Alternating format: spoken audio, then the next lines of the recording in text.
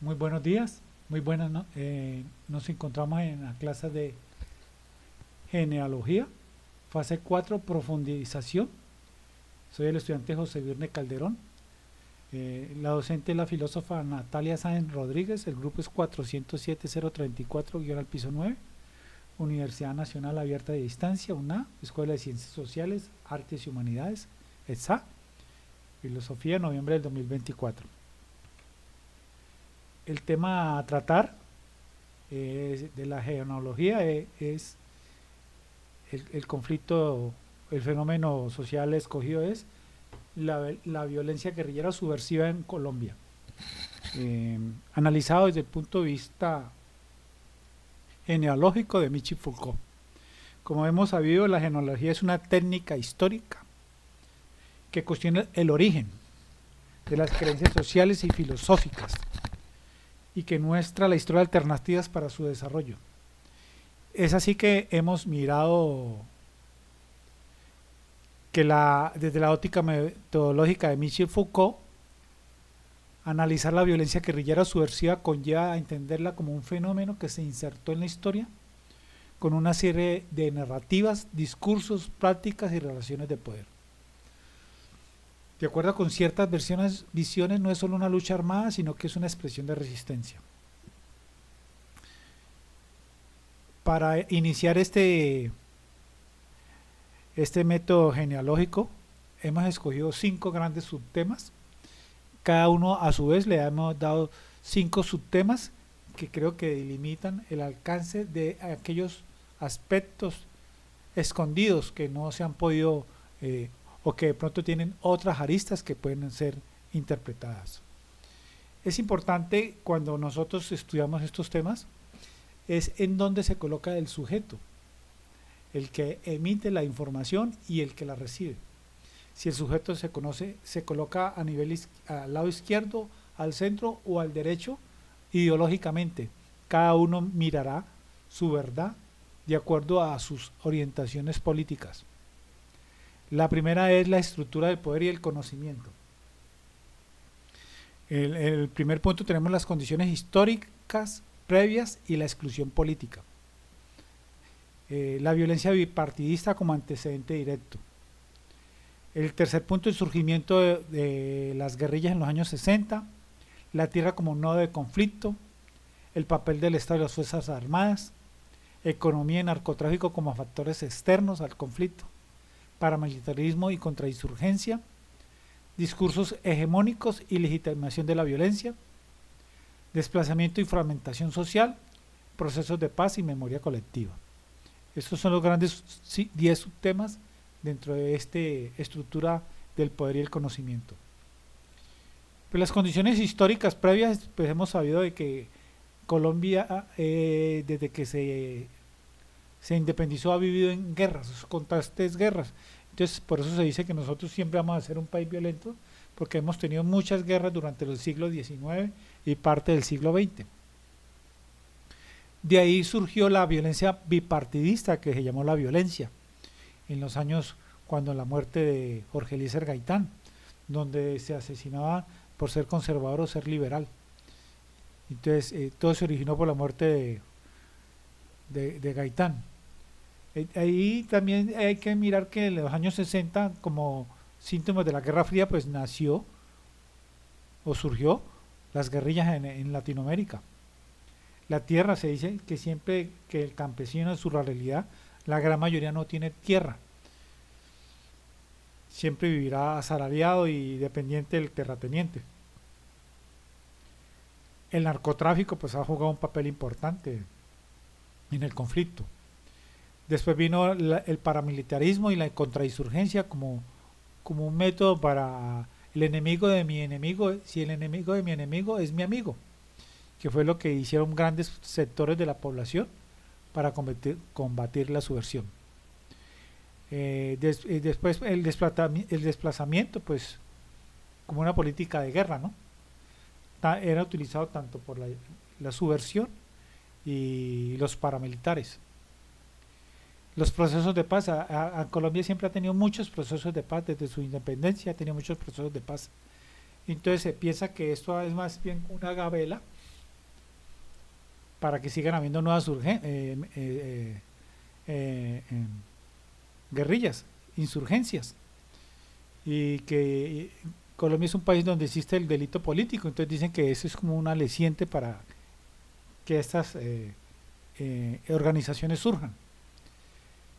La segundo gran tema que hemos escogido dentro del método genealógico es emerge y se consolida el conflicto. ¿Cómo emerge y se consolida el conflicto? Entonces, lo primero es introducción al método genealógico, cómo vamos a mirar. Entonces, serían los orígenes del conflicto, la violencia bifronte. Bifronte quiere decir cómo vamos a ideologizar, cómo ve el concepto de la guerra. Una cosa es la guerra para la izquierda y otra cosa es la guerra para la derecha. La izquierda dirá que es una lucha de resistencia de los oprimidos, de la clase obrera, del campesinado.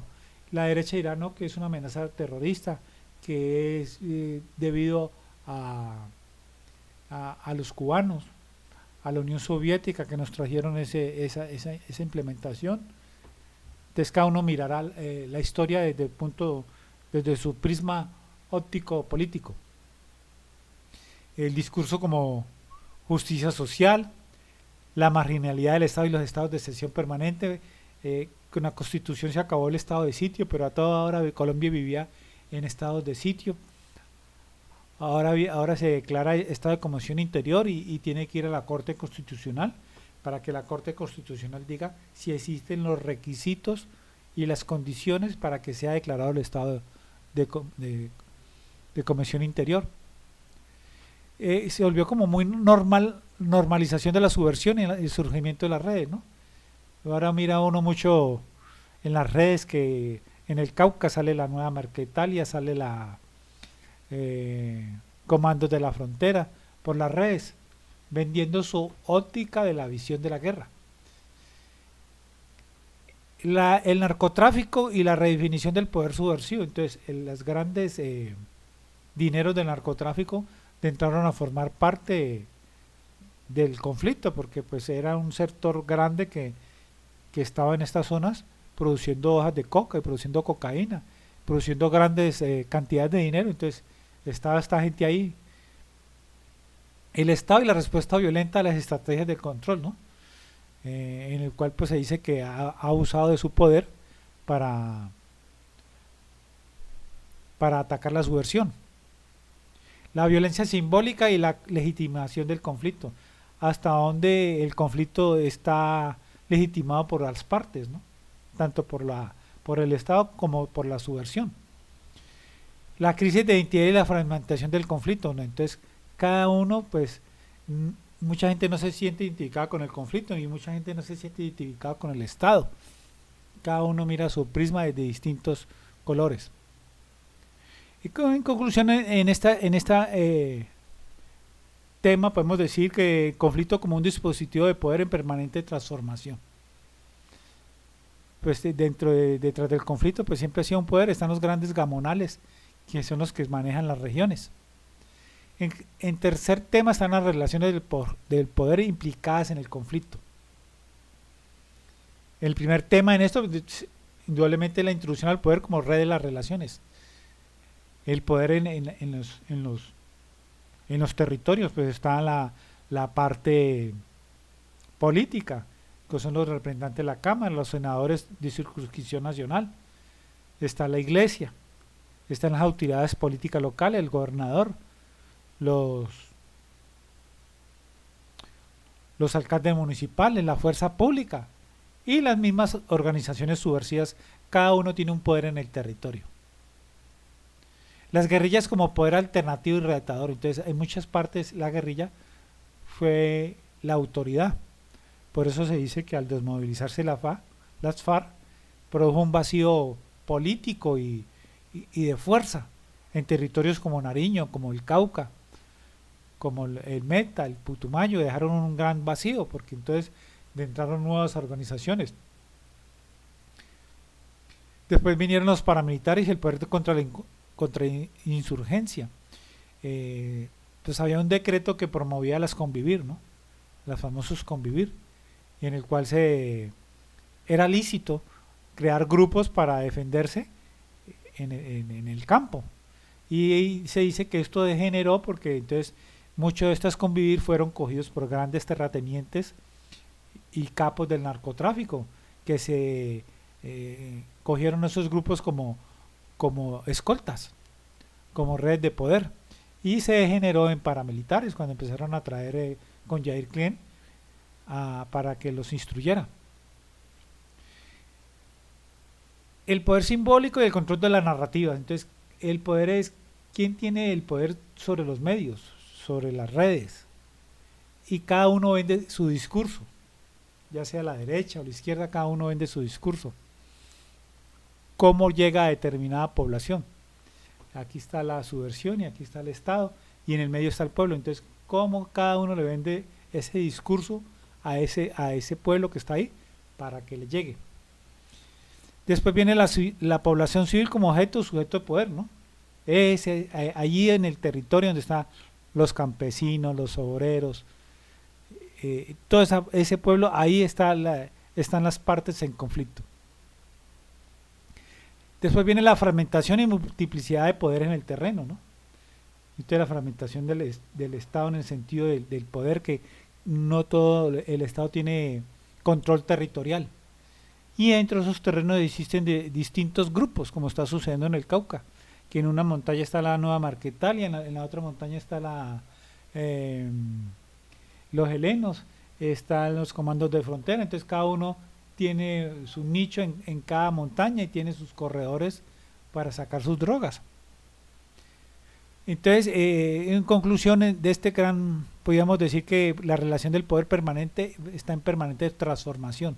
Y eso lo podemos ver con el poder subversivo, que imagina que estaba el poder de la FARC y ahora pues ese poder se fragmentó, ¿no?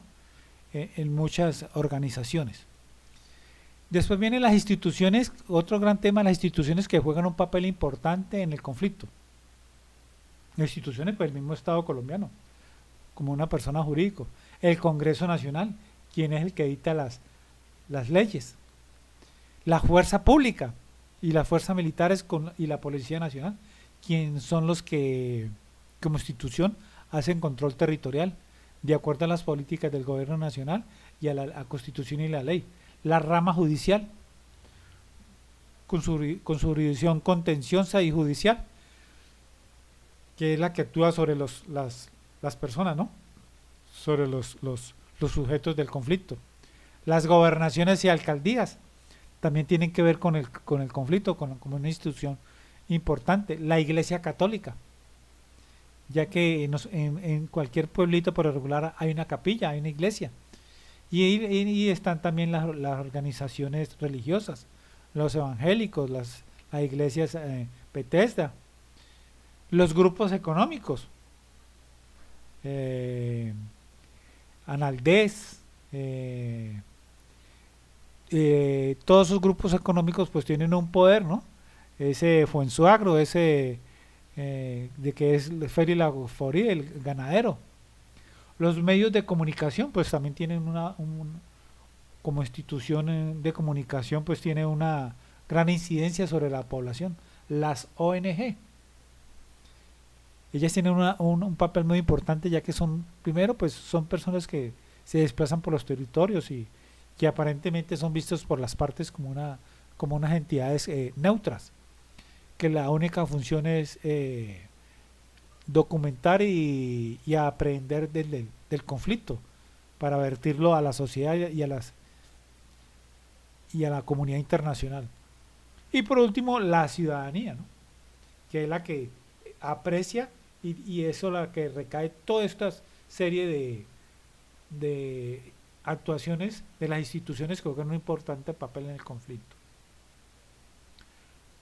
Por último, tenemos un gran tema dentro de esta genealogía, como el poder disciplinario ha jugado un papel en el control del conflicto.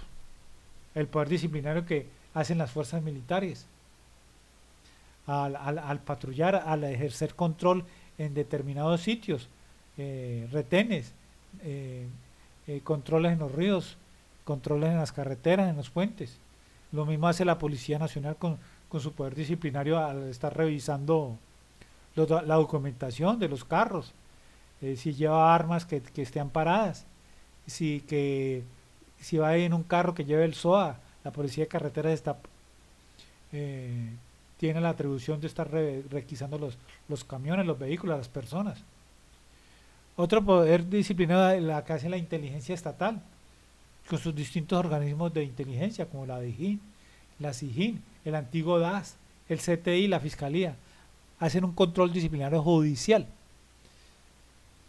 porque se han instituido, el Código Penal ha instituido distintas conductas penales para ejercer un control sobre la población, para que no caigan en determinadas conductas.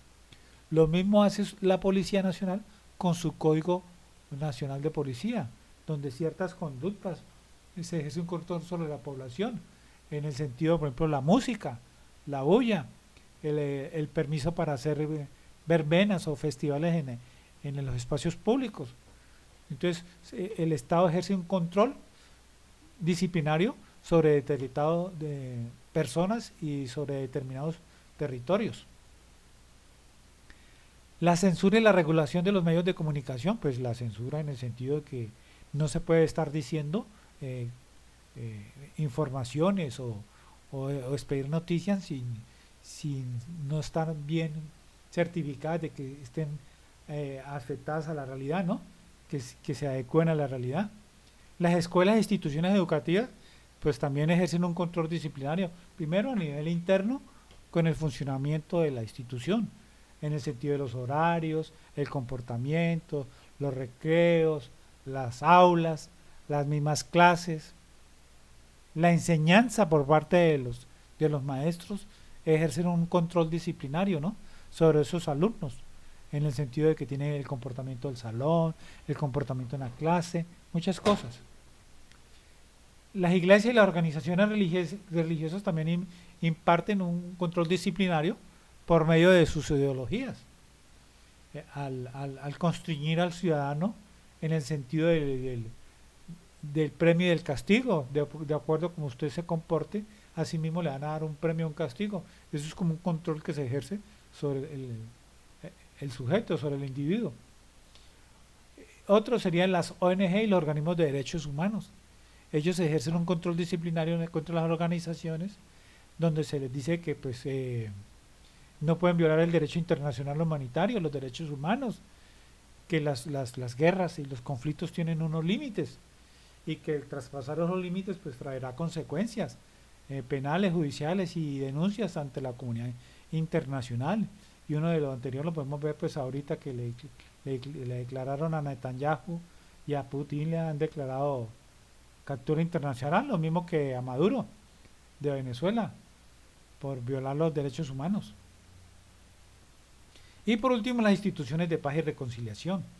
Entonces miramos pues también ciertas ONGs que hacen parte, Indepaz, Redepaz, la Comisión de la Verdad, al recopilar evidencia de los hechos, de las noticias criminales, del conflicto, pues ellos ejercen un control disciplinario sobre esa situación. Por último, pues la bibliografía, ¿no?